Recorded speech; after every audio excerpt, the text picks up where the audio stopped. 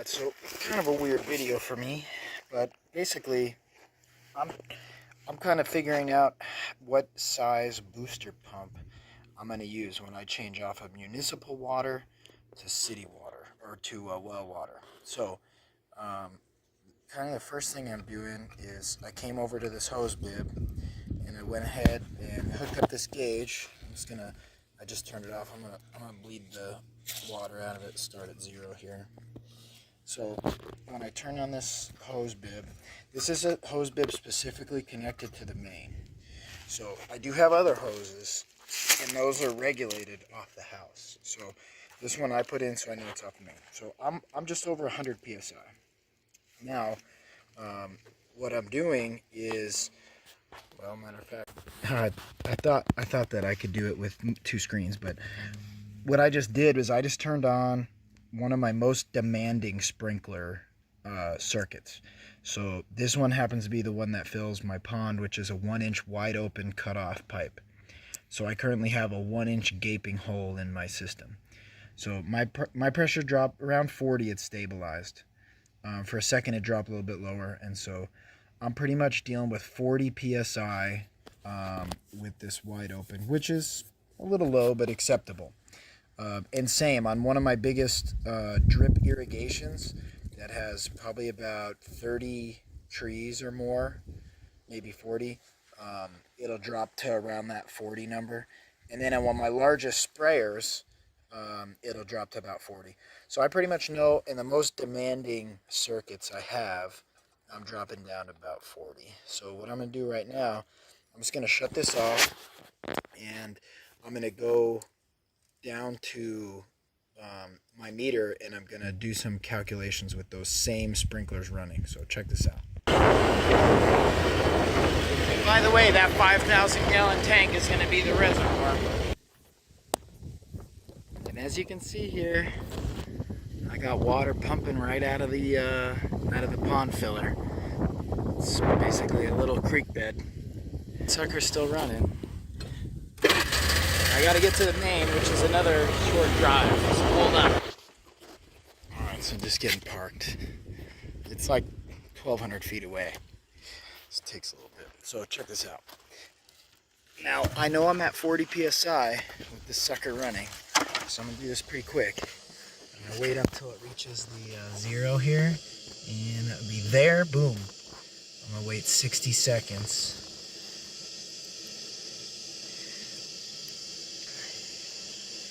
Do this together. Zoom in a little. Okay, it's been like just about 20. It's coming up on 1 cubic feet so far, and that's a cubic. It's gonna be about 2 cubic feet, I'd say.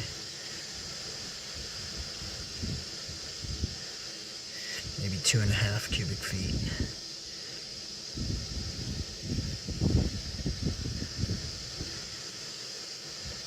It's whipping though. I mean, this is one of the most demanding circuits I got, so I'm gonna test this on all of my circuits.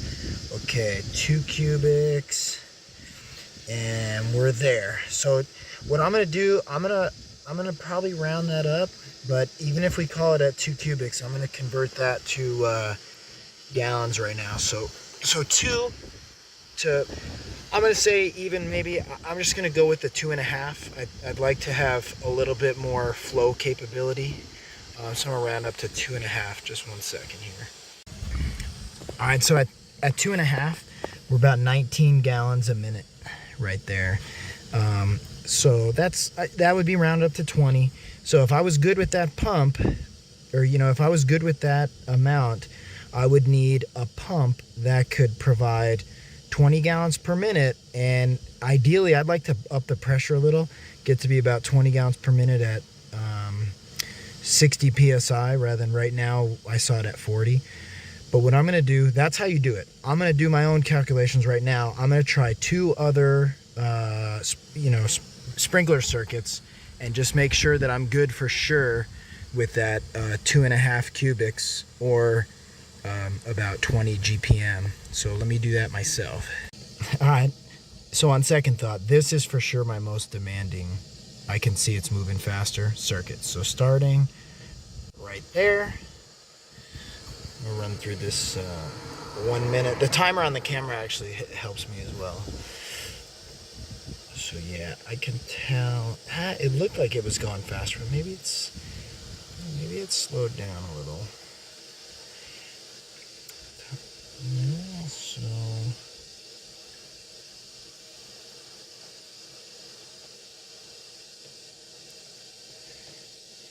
coming up on that 1 cubic feet. Okay, we're at 1.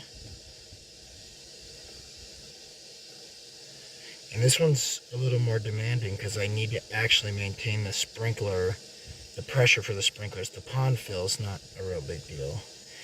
So we're going to be over 1.5. We're going to be, shoot, okay, 3, 2, 1. All right, so really that's 1 3/4. I'm going to round it up to a solid 2. So that would mean going with 2. So just Googling real quick, that 2 cubic feet is actually only 15 GPM. So I'm really solid with the 20 gallons per minute. If I could do 20 gallons per minute at 60 psi, or maybe even 25 gallons per minute at 50 psi, I'll be just a little bit better than this municipal water. And that's the thing. I'm gonna go for disconnecting this completely because it's okay quality, but it's getting expensive, more and more expensive every year. So if I can disconnect this and run off a well and set it up pretty efficiently and have it really be fed by solar, my money per month can be paying for stuff that I'll own rather than just purchasing water month after month after month after month. And if you think about it like that, if I put $10,000 into solar, probably gonna be more. Let's say 20 grand into solar and 20 grand into a well, and I'm able to pay that down. Now I sell a house with solar and a well.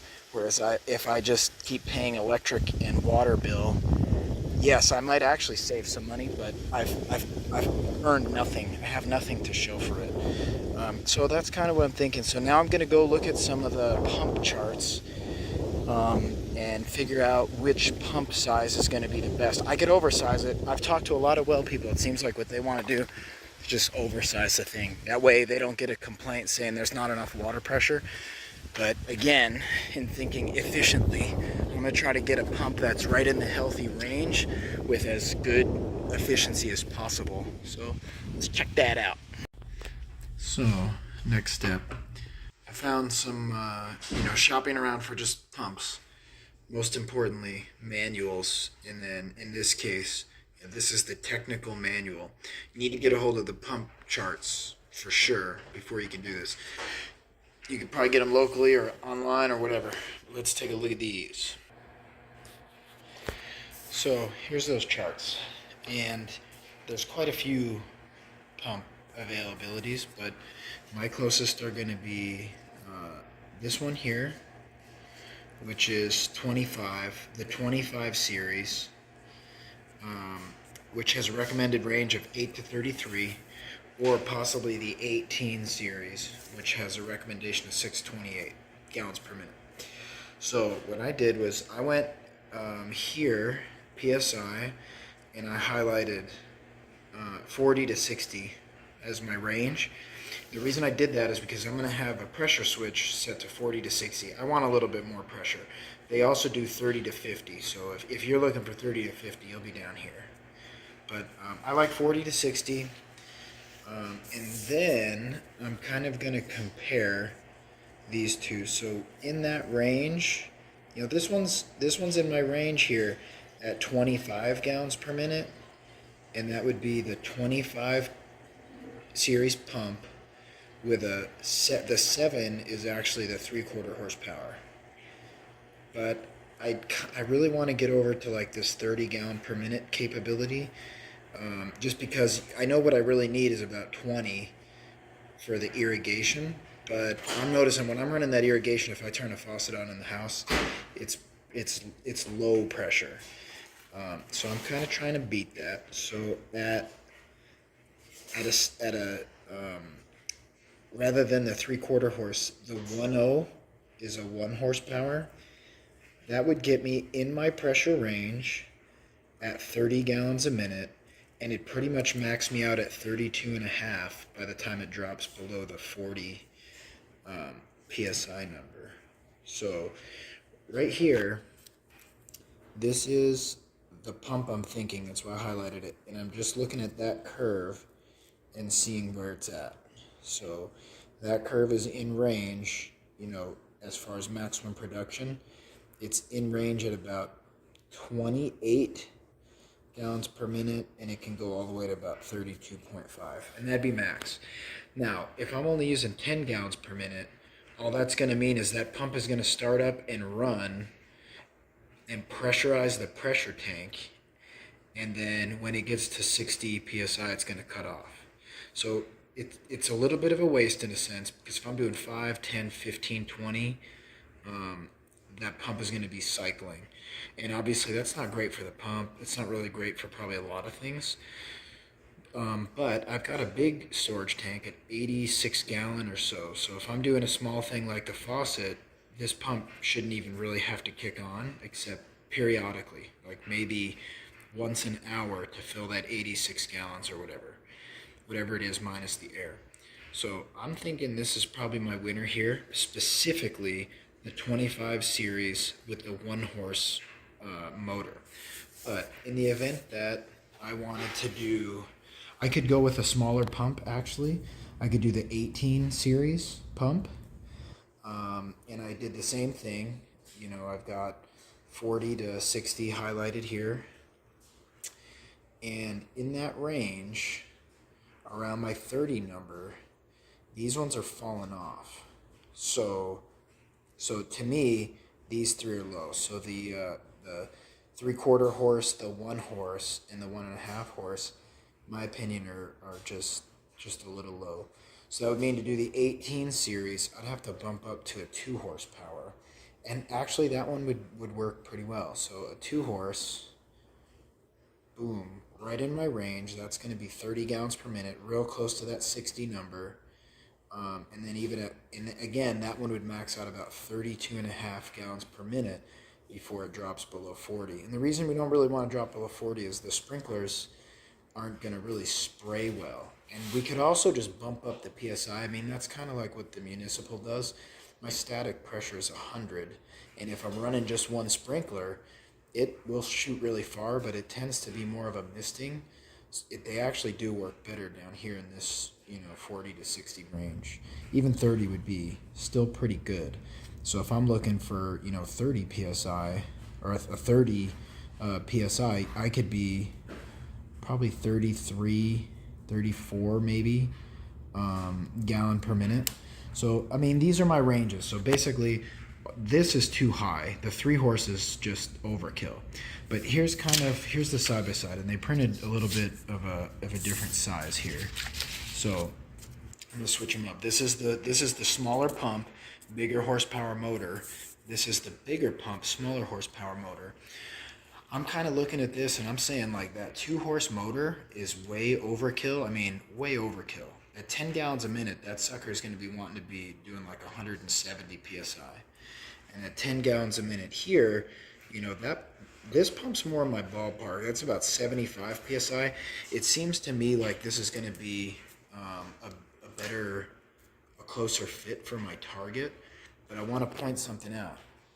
This one with the 2 horsepower is going to be about 12 amps. 12 amps. I looked it up. Okay, I'm not going to cooperate. New pen. 12 amps. But I also looked up a 1 horsepower motor. It's about 8 amps. So if I'm running, pretty close to my 25 or 30, this is pulling 8 amps. That's a substantial savings over the 12. It's not half, but it's 50% less, I guess, or however you'd figure that. I'm saving a third. I guess you'd say. It's a 33% savings. So now that probably wouldn't work out perfectly because this is going to run and shut off and then run again, which is probably going to result in some savings. But overall, it just seems like this is going to be my winner. I'd love to have this extra high pressure in the case I want to use a fire hose, but I'm going to be having the pump shut off by pressure switch anyway. So I think the only reason this might tempt me more is if I were to change the pressure switch to be, maybe a 60, 80, or I mean, nothing wrong with really running these higher pressures. That PVC is supposed to be good for way over 100 psi. I mean, I believe it's closer to 200 on that PVC. But I'm going to tell you, I've had some water main breaks in the past, and the municipal water supply is notorious for having spikes. And you're running higher pressure really for what reason? If the higher pressure at a low gallons per minute is good, then fine. But if I pop open a fire hose, it's going to be a lot of gallons per minute. It's not going to remain up here anyway. So I don't know. I see this as being a waste. So how do they do it? I don't really know. I know there's more stages in the pump, so it's going to be a larger pump but a smaller motor versus a smaller pump with a stronger motor, and we can get similar results, both maxing me out at 32 and a half and 32 and a half gallons per minute while still being in my range. So I'm going to go for this one unless I find a one-off really good deal on this one. So probably going to be this one right here. Now, time to get shopping. Alright, I ordered that pump. It's like $1,000 on eBay. Brand new, but kind of like a one last item leftover old stock kind of a deal. So this is what I'm hoping the result is. So this sprinkler, for example, sprays, just barely far enough. But the sprinklers at the top spray just barely far enough. But that's why I end up with kind of a dry spot here. Those sprinklers are hitting those, this rosemary up here, and then this one's getting this really good. But in the middle, it just ends up dry. So I got that all over 5 acres everywhere. So it's not really practical for me to go and add more and more sprinklers because those pipes come onto the driveway. It's a mess. So I'm kind of hoping to be able to, in that 20 gallons a minute or so station running, be able to get it from the 40 end up more to the 60 end to get a little better spray, a little better distance. But at the same time, though I have all this stuff running at night, if I do use the faucet, I'd like it to have good pressure. So that's why I wanted to size it for just maybe a little bit larger than what I needed. And so I'm gonna do a little follow-up, like a before spray and an after spray. The only little bit of a bummer with going with the higher one is the kicking on and off. I was thinking about it. These trees, for example, I have on a single station, but I have another set of trees on another station, and they're only about 10 gallons a minute and 10 gallons a minute. I could combine the two wires at the controller, and that would make it so the pump would be running, and it would water both stations, these 10 gallons a minute and those 10 gallons a minute over there. That way the pump's not short cycling and potentially being a little less efficient and maybe wearing out. So it might require a little bit of a rework, but these 20 gallons per minute, there's no way for me to decrease those unless I were to landscape half this with no water and then take out sprinklers here and there. So that's my plan. I'm going to set it up right over here. Let's walk over there. Before I get to where I'm going to put it in, these are all big sprayers. And it's those big sprayer systems that are the really demanding 20 gallons per minute ones. So you can see a lot of growth there and a little down here because it's just not, there's 6, 7, 8 of those big sprayers on that one. There's just not enough pressure left over with all those things spraying. So this is where it'll go. I don't have this wired up. I just really have that box stuck there kind of hanging on the conduit. But this pipe is coming out of the ground, which is connected right there to the tank. So that's That's one thing I was looking at. It looked like a lot of those pumps wanted some level of head pressure. So this tank is just under 10 feet tall. It's like 8 and change. So if the tank is full, that's going to give it 8 pounds of head pressure on the pump. That'll be at ground level. So that should be decent. And I also don't want to go really high GPM, because if I'm doing, the 32 of the max, pulling the tank down low, that's gonna, right here is gonna leave me with 5 feet of head pressure. That's when that pump starts to get the cavitation and stuff. So depending on, I don't even have a well in yet. That's supposed to be happening next week. But depending on how quickly this fills, you know, for sure running those big 20 gallon a minute stations, this is probably going to be running away from how fast it fills, but the 5,000 should still give me a pretty good reservoir. And part of the reason I water everything at night, it makes more sense to me rather than it being evaporated as it's flying through the air and also as it hits the ground. But also that solar system is on a time of use. So during the day, the electricity rates in the morning, the electricity rates are low, and I've got that thing cranking, and that's when I'm going to run the pool and stuff. And then in the afternoon, evening, the electricity rates are very high, so I don't want to be running pumps in the afternoon because it's more expensive. So the mornings, my plan is to run the AC pretty hard, the pool pumps pretty hard, the pond pretty hard.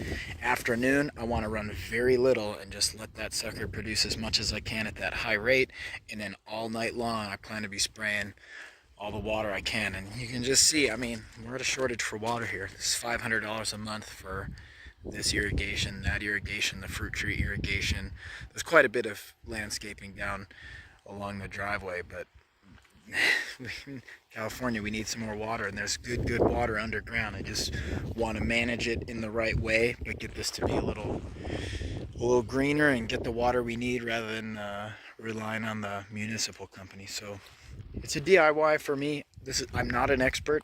I'm not telling you that I'm expert, but I watched a lot of videos and they were really good for the professional, but I don't feel like anybody really tied it together for the DIY person setting it up from scratch from a tank. So I'm filling in that gap, hopefully.